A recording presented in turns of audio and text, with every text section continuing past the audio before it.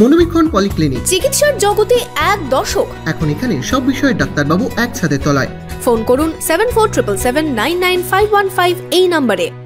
বুধবার স্কুলে প্রধান শিক্ষককে মাথা ফাটিয়ে দেয় স্কুলেরই প্যারা টিচার। সেই ঘটনার দুদিন অতিক্রান্ত, আটক হয়নি সেই প্যারা টিচার। শিক্ষককে গ্রেপ্তারের দাবিতে শুক্রবার বিডিও অফিসের সামনে বিক্ষোভ দেখালো স্কুলের পড়ুয়ারা।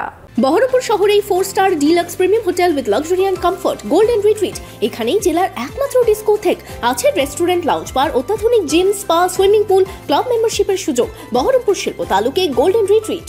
বুধবার স্কুল চলাকালীন প্রধান শিক্ষক শঙ্কর চন্দ্র দাসকে মেরে মাথা ফাটিয়ে দেওয়ার মতন চাঞ্চল্যকর ঘটনা ঘটে ইসলামপুরের গোয়াস কালিকাপুর হাই স্কুলে। অভিযোগ স্কুলের প্যারা টিচার জিয়ারুল হকের বিরুদ্ধেই। সেই ঘটনায় অতিক্রান্ত দুদিন, এখনও আটক হয়নি মূল অভিযুক্ত। শুক্রবার প্যারা টিচারের গ্রেপ্তারের দাবিতে বিক্ষোভে নামল স্কুলের পড়ুয়ারা। এদিন তারা মিছিল করে রানীনগর 1 নম্বর বিডিও অফিসের সামনে যায়।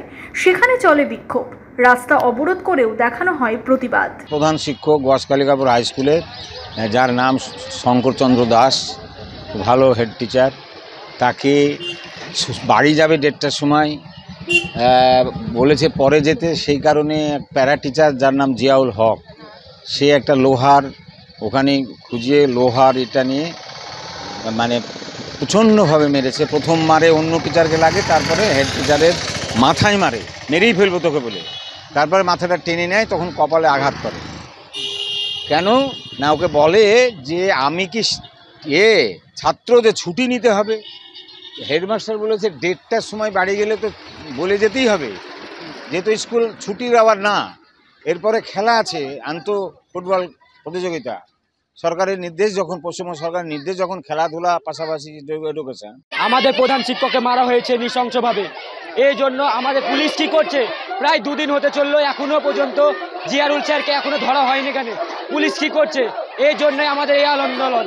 যদি আজ শিক্ষক, আজ যদি ছাত্র যদি থেমে যায়, তাহলে এরকম স্যার আর অন্য স্কুলে যে ছাত্রদের আরও বিপদ বাড়িয়ে তুলবে।